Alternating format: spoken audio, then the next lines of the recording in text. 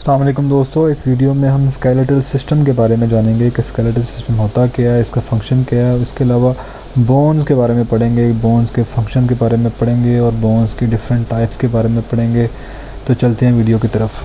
Skeletal system जो है वो हम सबसे पहले स्टार्ट करेंगे। ये बड़ा इंपॉर्टेंट सिस्टम है स्केलेटल सिस्टम।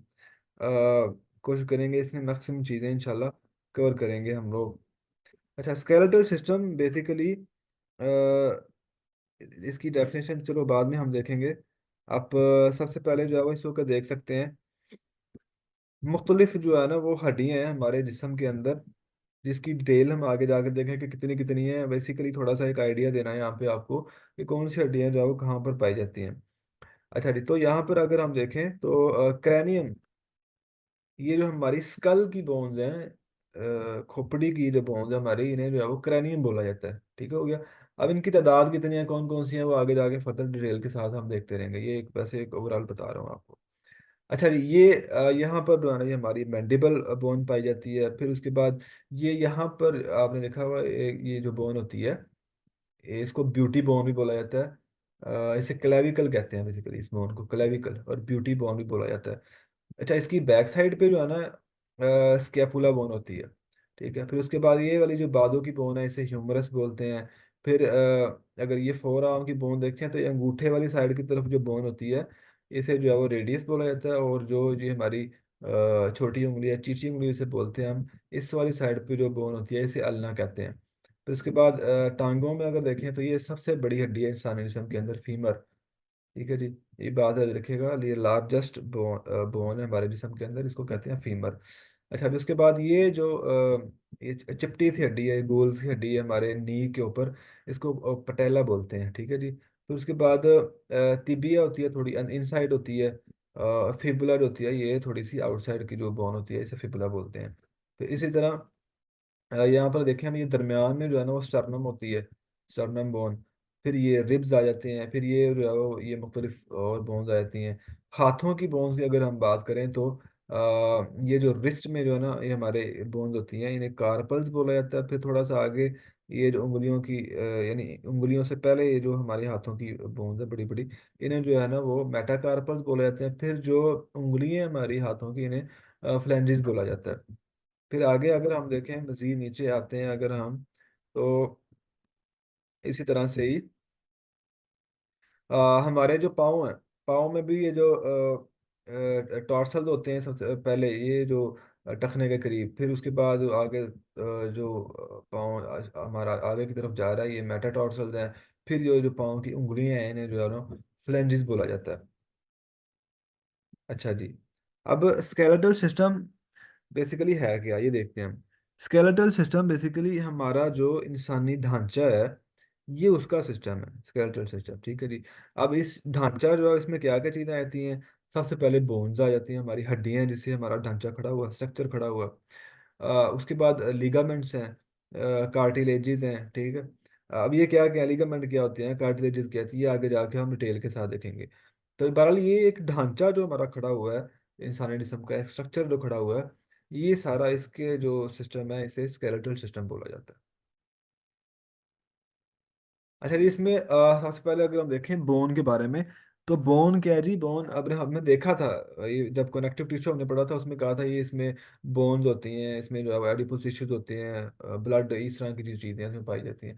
तो बोन जो है एक कनेक्टिव टिश्यू है जो कि कैल्शियम सॉल्ट से मिलकर बना हुआ है। इसमें जो है वो कैल्शियम फास्फेट और कैल्शियम कार्बोनेट जो है ना वो होता है, जो कि इसको हार्ड बनाता है। और इसके अलावा कोलेजन फाइबर होता है जो कि इसको फ्लेक्सिबल बनाता है बोन को। देखिए इसमें कैल्शियम जो है ना वो पाया जाता है, तो इसीलिए जो है ना वो कहते हैं कैल्शियम का इंटेक करें तो आपकी जो हड्डियां मजबूत रहेंगी।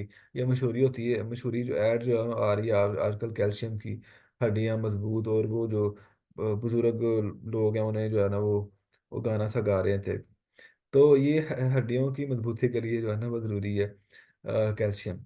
इसके अलावा एक और विटामिन है जो कि बड़ा ज़रूरी है हड्डियों के लिए। कोई बता सकता है जी वो कौन सा विटामिन है?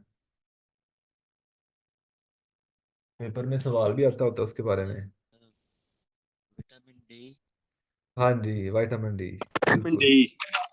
जी जी, बिल्कुल बिल्कुल, विटामिन डी। ये सवाल आता होता है इसके बारे में भी। अच्छा जी, आगे हम अगर चलें, तो जब बच्चा पैदा होता है, पैदाइश होती है, तो उसमें जो है वो 350 के करीब जो है ना वो हड्डियाँ होती हैं।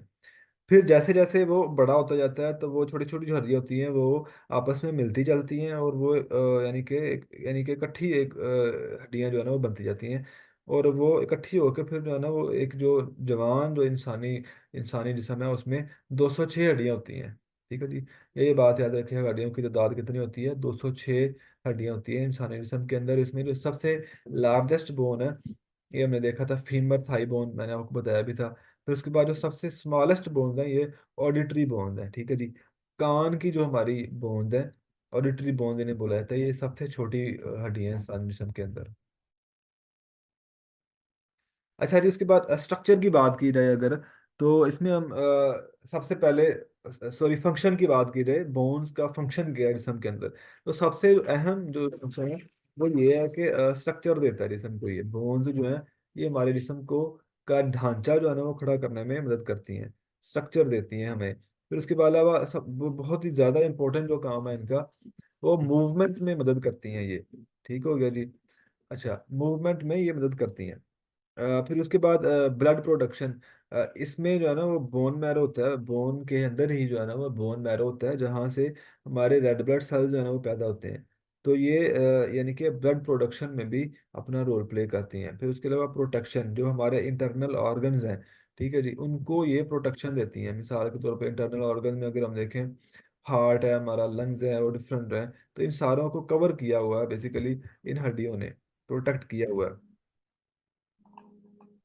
अच्छा, मजीद अगर हम इसमें देखें, तो मिनरल जो है ना वो स्टोरेज भी होता है यहाँ पे। ठीक है, इसमें कैल्शियम फास्फेट वगैरह ये चीज़ें जो है ना वो स्टोरेज है उसका। फिर इस एसिड बेस बैलेंस रखती हैं बॉडी के अंदर।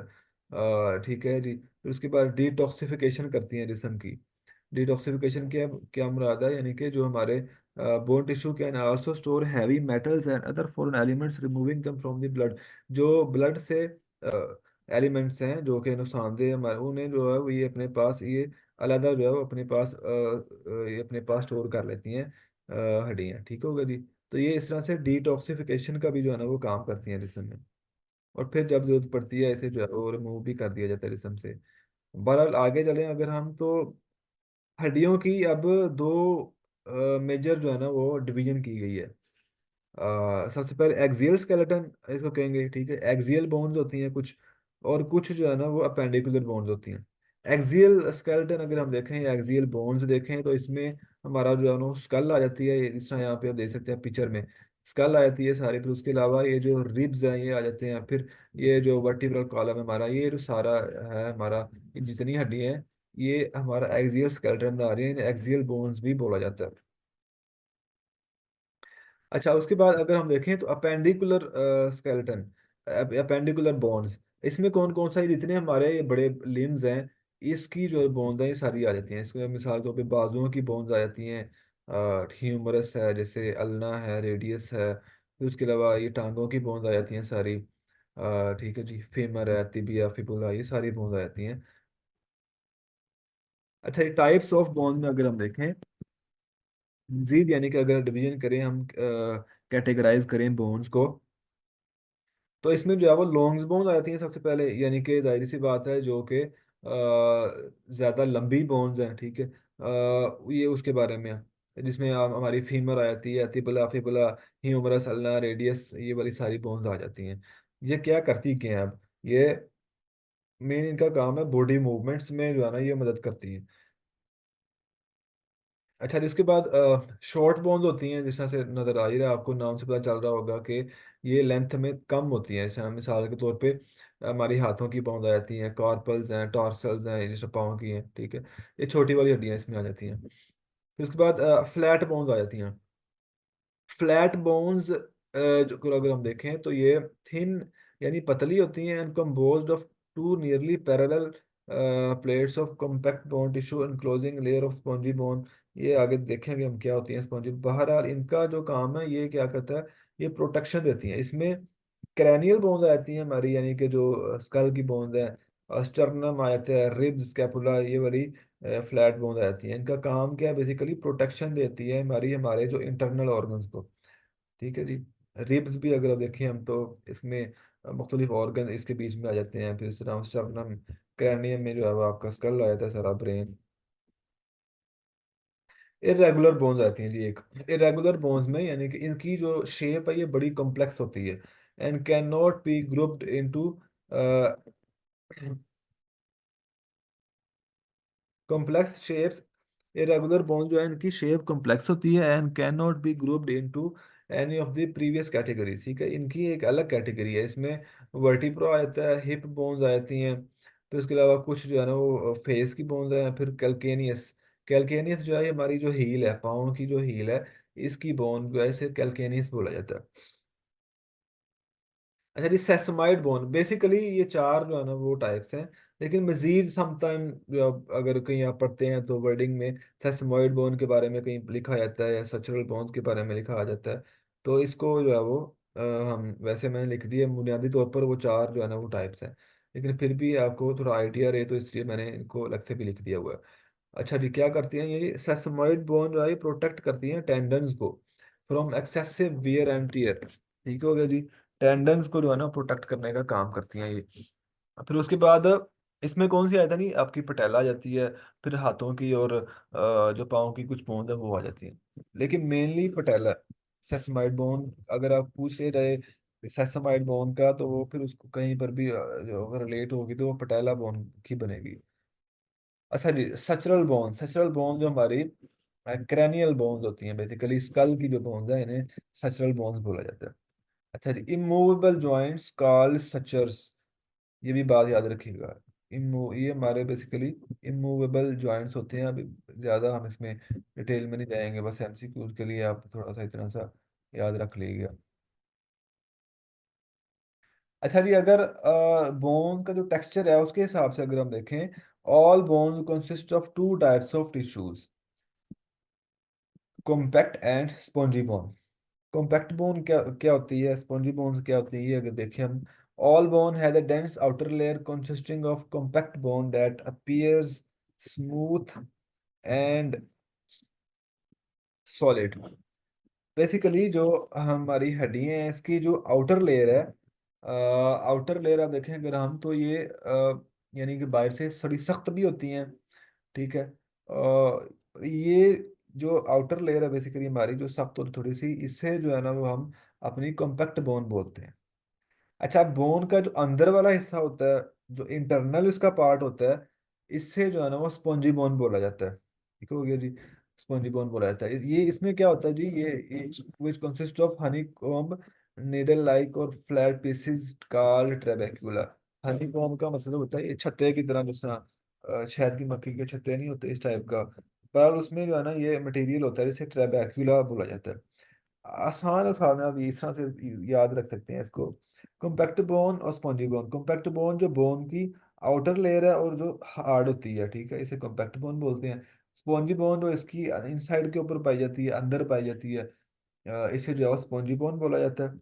और ये जो है ना वो नरम होती है। ठीक है। अच्छा, मजीद जो अगर हम देखें तो इसकी यही लिखी हुई है बात यहाँ पर भी। Compact bone is the hard material that makes the shaft of the long bones and outside surface of the other bones. Compact bone consist of cylindrical units called osteons. Compact bone जो है वही ओस्टियोन से मिलकर बनती है, MCQs के लिए याद रख लीजिएगा। अच्छा जी, हर जो ओस्टियोन है वो ओस्टियोसाइड से मिलकर बना होता है। ओस्टियोसाइड क्या है, बोन सेल है। अब बोन सेल तो कुछ और भी हैं, ये भी हम आगे से आगे देखेंगे। ओस्टियोक्लास्ट हैं, ओस्टियोब्लास्ट हैं, ये हम आगे जाकर डिस्कस करेंगे। अच्छा, उसके बाद स्पॉन्जी बोन, स्पॉन्जी बोन जो है ना इसे ट्रेबेक्युलर बोन भी बोला जाता है। स्पॉन्जिलर बोन, ट्रेबेक्युलर बोन भी बोला जाता है। जैसे मैंने बताया था, ये जो हड्डी का इनसाइड वाला जो एरिया है उससे जो है ना बोला जाता है।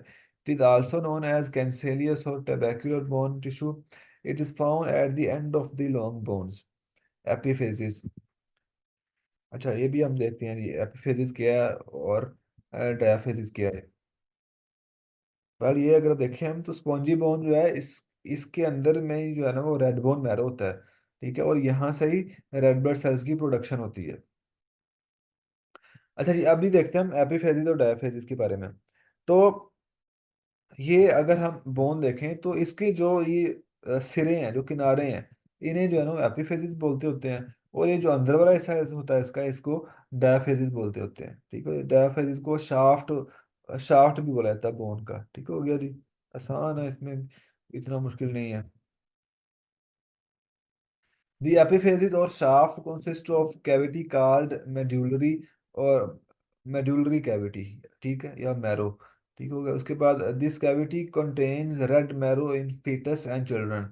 ये जो है ना, ये वो कहता है जी कि इसमें जो है ना वो जिसे हमने देखा था अभी कि रेड मैरो जो है ना वो पाया जाता है फीटस में और चिल्ड्रन में। फीटस कहते हैं जो कि बच्चे अभी माँ के पेट में होते हैं, उन्हें जो है ना वो फिटनेस बोला जाता है। छोटे छोटे बच्चों में ये जो है ना वो रेड मैरो होता है। फिर जब ये बड़े हो जाते हैं तो it in adults the red marrow is replaced with yellow marrow fat.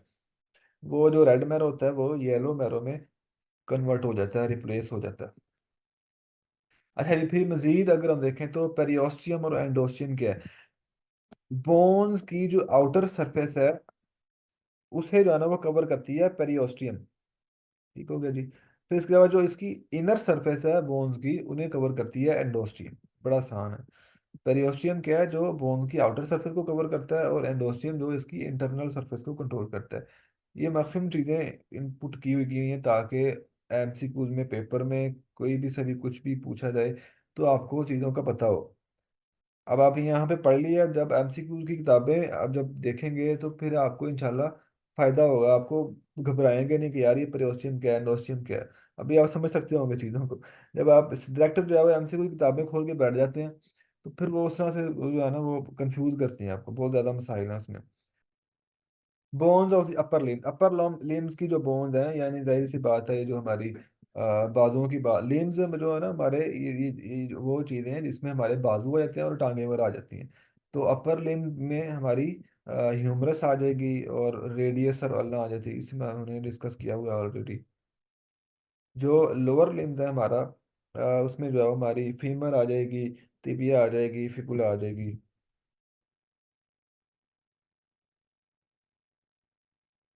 अच्छा जी, ओस्टियोब्लास्ट और ओस्टियोक्लास्ट। हाँ जी, जो बोन सेल्स हैं वो बेसिकली दो टाइप्स भी कह सकते हैं। मेन उनकी जो है वो दो टाइप्स है। एक जो ओस्टियोसाइट्स हैं वो भी जो है ना वो बोन सेल्स ही हैं, वो कोऑर्डिनेट करते हैं इनमें। लेकिन मेन जो है इसके दो सेल्स हम कह सकते हैं, ओस्टियोब्लास्ट होते हैं और ओस्टियोक्लास्ट होते हैं। ओस्टियोब्लास्ट जो होते हैं ये क्या करते हैं, ये नए जो बोन टिश्यू है उसे बनाते हैं। ठीक हो गया जी। ओस्टियोब्लास्ट न्यू बोन टिश्यूज को बनाते हैं। ओस्टियोक्लास्ट क्या करते हैं, जो हमारे ओल्ड बोन टिश्यूज हैं उन्हें जो है ना वो ख़त्म करते हैं ताकि जो नए वाले हैं वो बन सकें। ठीक हो गया जी। ओस्टियोब्लास्ट जो नए बोन टिश्यूज हैं उन्हें बनाने में मदद हेल्प करते हैं। ओस्टियोक्लास्ट क्या करते हैं, जो पुराने वाले बोन टिश्यूज हैं जो कमज़ोर हो चुके हैं उन्हें ख़त्म करते हैं ताकि उन्हें रिप्लेस किया जा सके हेल्दियर जो टिश्यूज हैं उनके साथ।